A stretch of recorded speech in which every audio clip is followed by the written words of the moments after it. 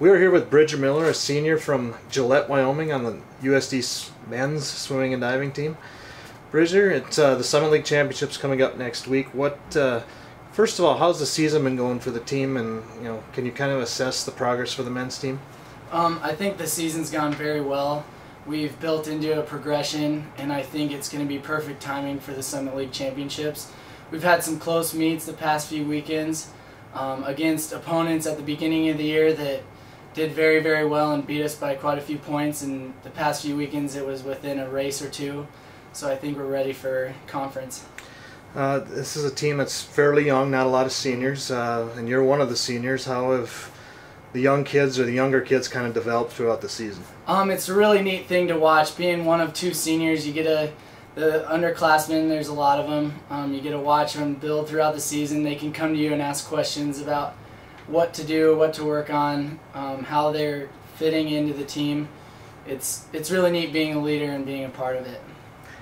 The team finished 5th last year at the Summit League. What are the goals this year, and how do you guys kind of go about reaching those? Our goals obviously are to place higher than 5th. One of our, at the meeting at the beginning of the year, our #1 goal was to just have a shock. When we get to conference and at the end, just everyone to be like, where did USD come from? So I would say our goal is top 3 for sure, with relays being in the top 3. We're here with Sallie Collins, a senior on the USD women's swimming and diving team from Hastings, Minnesota. Sallie, let's talk about the season. It's been a long season going back all the way to November, but how has the women's team progressed so far, and as it has the Summit League Championships? The women's team has done really well. We had a meet against UNI back in, I think it was in the beginning of November, and we had some close meets with UNI and with SDSU, and I think that drive and enthusiasm going to that meet is going to bring us really well into the Summit League Championships, and we should be pretty excited for that.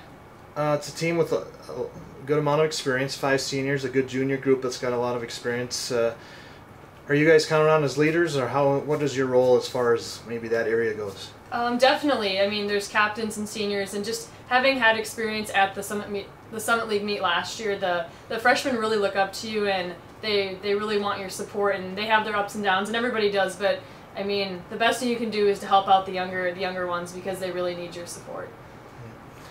3rd last year, really good showing there. What's the team's goal this year, and how do you kind of go about getting to that point? Well, this year we had a dual meet against SDSU, and we lost by 1 point, so I think they're going to be our biggest competitors, and they were in that race spot for 2nd last year, so that's where we're going to want to make our move, is on SDSU this year. And I mean, we've been to Hawaii, we've trained hard all year. I mean, it all comes down to this, and I think we've done a really good job in the last 5 months preparing for it. Okay, we're here with USD Swimming and Diving head coach Jason Mahowald, talking about the season. Summit League Championships coming up next week for the Coyote swimmers. Jason, let's talk about the men's team first of all. A lot of good things happened for the men this year. What have you seen as far as progress from them? We've seen a lot of progress this year. We here at USD always kind of compare ourselves to the blue and gold up north, and early in the fall we had a meet against them. We lost them by 70 points. And this spring here, I guess it's winter still, we came down to the last relay, we're within 4 points. So we've seen a big improvement on our guys' side. A lot of our younger swimmers really kind of stepping up, learning the ropes, and our older guys who have just taken a little bit longer to come back into their regular season form. They're definitely, I can say, peaking at the right time this season. Okay. The women's team, have we seen similar progress? They obviously have closed the gap on SDSU, as we saw in the duel. What have you seen from that group? The same. I think we've seen a little bit more of our freshmen kind of blossom on the women's side. We've got some young girls in Brooke Zorney, Mariah Anderson, who have done really well all year, but have really come to their own ever since we got back from our trip in Hawaii. But on the women's side too, we've had kind of a staple at the top with Liz Hoffman, who's kind of just led the way and keeps winning events and keeps getting faster, who I think has really kind of pushed a lot of the other girls.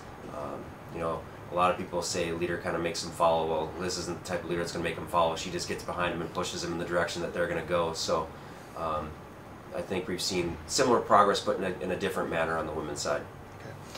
The men finished 5th last year. Obviously a very tough field there at the Summit League Championships. What do you look for this year? What are the goals, and how do you think the team will fare there?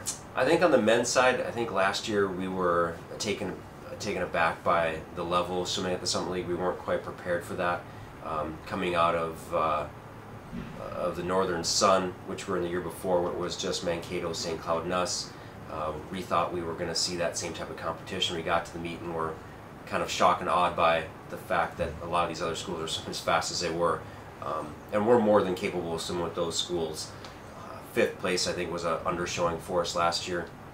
I think the men will be in a dogfight in the second, third place area. I think Oakland is probably going to be a heavy favorite.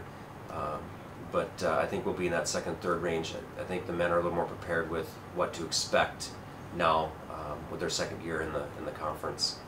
So. Okay. And the women got a really solid third place finish there last year. You have a lot of kids back. What's kind of your view on the women as they go to the Summit League? You know, we've got our eye on South Dakota State. You know, I think they're kind of, Oakland on the women's side is again favored to win, and I think South Dakota State's favored to kind of be in that second place. But we're catching those girls pretty fast. I think that's kind of who we're targeting right now, and I think if we perform the way we've been performing, we'll be in a tight race with them. The nice thing on the girls' side is we didn't have the same shock and awe. The girls with the scheduling requirements in D1, we see Kansas, Nebraska, Iowa State throughout the course of the year, so we see some of the fastest swimmers in the country.